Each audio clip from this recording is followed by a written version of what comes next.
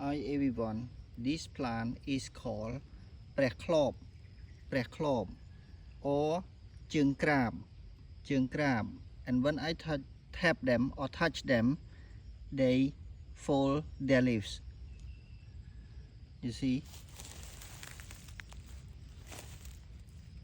and these two, I tap them. This is called tap, cua.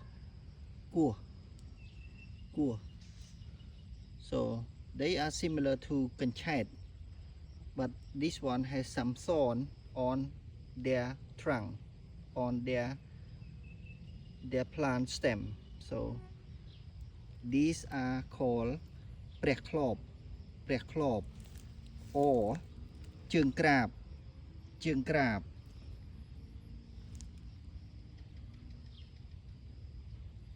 They look similar to kanchet, but this one is not edible. Thank you everyone for watching.